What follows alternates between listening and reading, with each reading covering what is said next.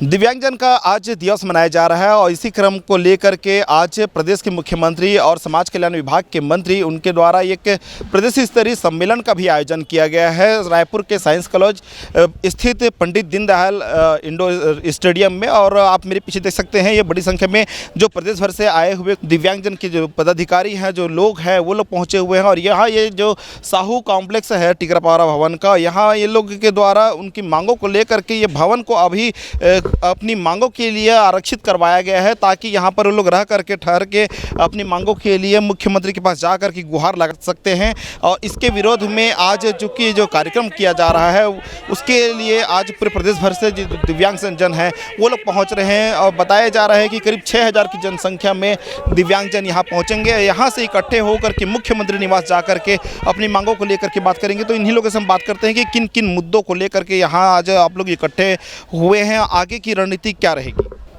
हम अभी 6 बिंदुओं पर अपनी मांग पिछले 1 साल से करते आ रहे हैं, उसी के लिए ही हम लोग फिर से वापस आए हैं। क्योंकि आज हमको आना किस लिए पड़ा, आज दिव्यांगजन दिवस है, पूरा अंतर्राष्ट्रीय है।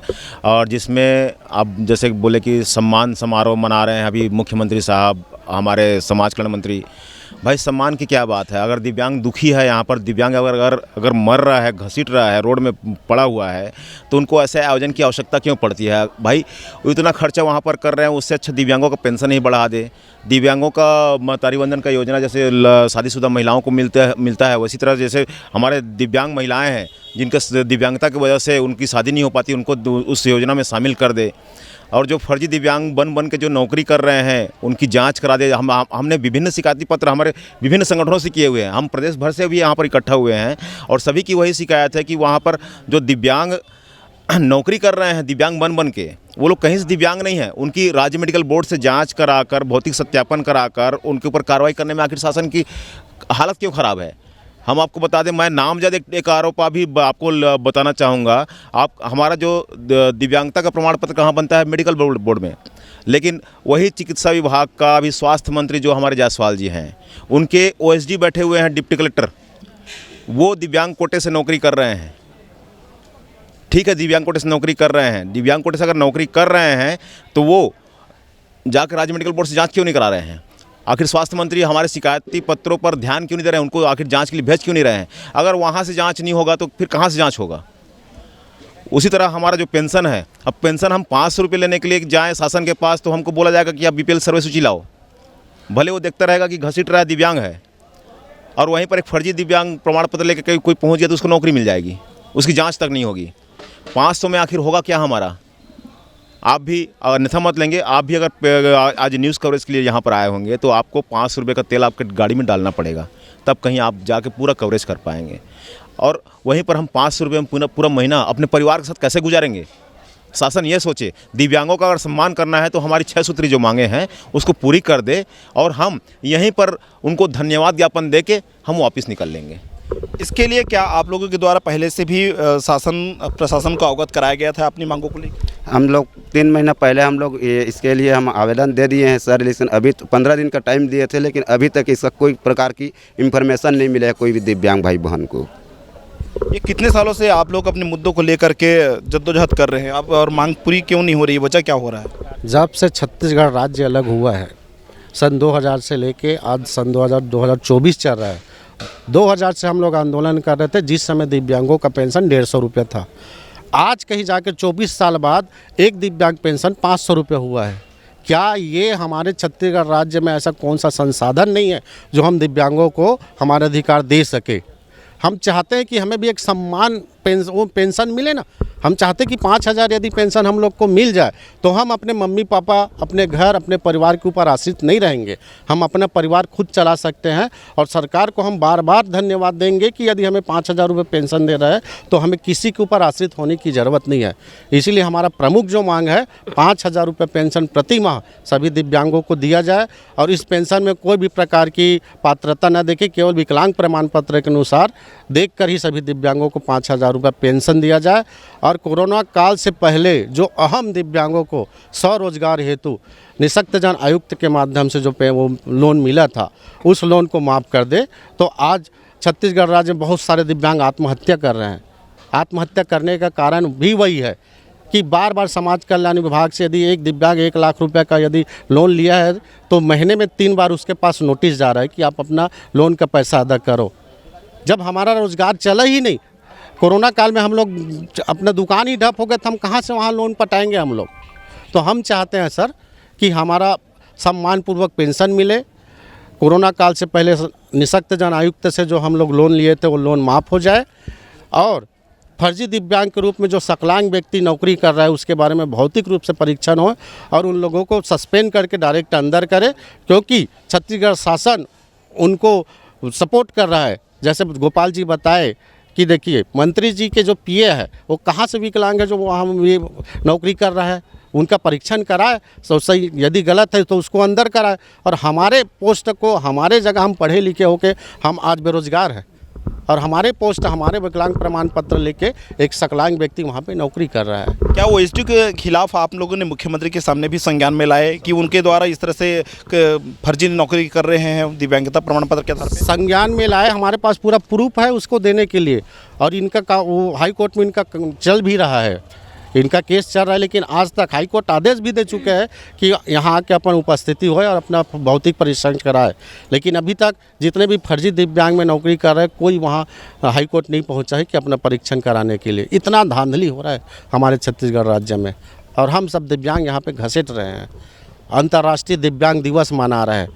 क्या 6 लाख दिव्यांग में से 4 लोगों को यदि हम सम्मान दे दें तो क्या बाकी दिव्यांग लोग उनका जीवन यापन चल सकता है?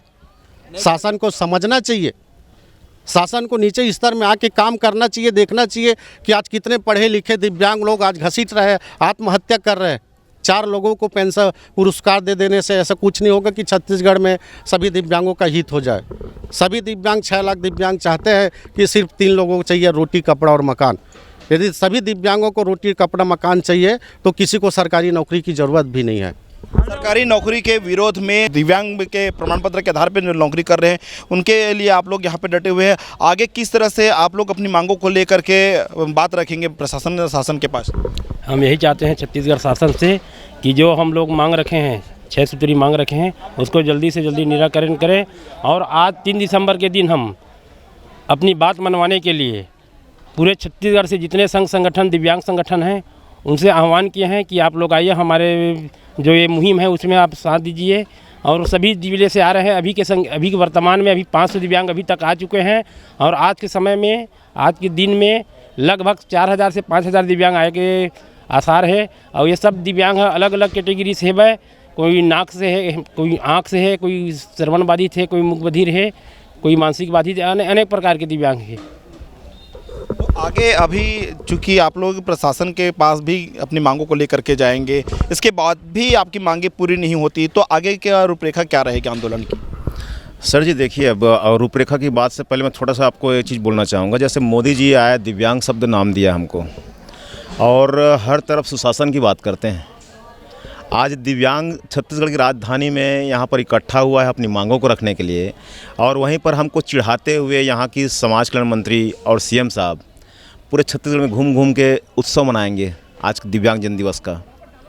तो हम यह ठान चुके हैं कि हम जब निकलेंगे मरीन ड्राइव से तो हम सीएम हाउस तक जाएंगे, और सीएम हाउस जाने के बाद अगर हमको बीच में कहीं पर रोका जाता है तो वहीं से हम अपना आमरण अनशन भी स्टार्ट कर देंगे। अगर रोक दिया गया तो हमारा समझिए कि हम शासन का एक बूंद पानी भी नहीं पिएंगे।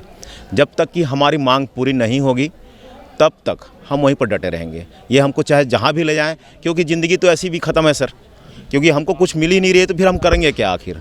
हम अंतिम लड़ाई के लिए आए हैं। आज हमको दिव्यांग दिवस पर अगर शासन अगर इतना खुशी मना रहा है तो हमको खुश होकर हमको गिफ्ट कर दे आज के दिन को, हमारी मांगों को मान ले। हमारी मांगे कोई नाजायज़ मांगे नहीं हैं, सब जायज़ मांगे हैं, जिस बात को स्वयं अनेकों अधिकारी लोग कबूल चुके हैं कि आप लोग सही मांग रख रहे हैं।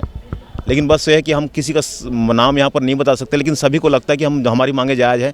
आप भी देखिए हमारी मांगों को, मांग पत्र को एक बार पढ़ लीजिएगा, हमारी मांगे कहीं से भी गलत तो नहीं है।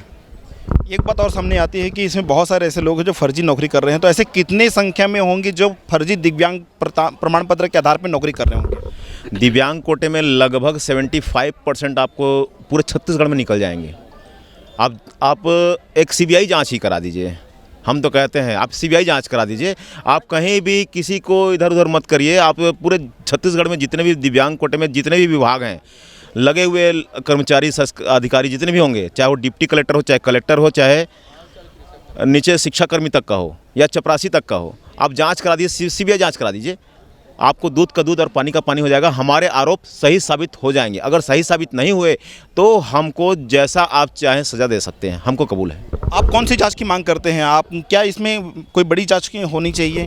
बिल्कुल होनी चाहिए, सीबीआई जांच भी होनी चाहिए और राज्य मेडिकल बोर्ड से एक एक दिव्यांग का भी परीक्षण करा दें। वो अगर उतना नहीं करा सकते हैं तो हमने जितना शिकायती पत्रों में अपना शिकायत किया हुआ है, जितने का नाम हमने दिया हुआ है, कम से कम उतने ही को जांच करा दे तो दूध का दूध और पानी का पानी हो जाएगा। हमारा आरोप सही साबित हो जाएगा।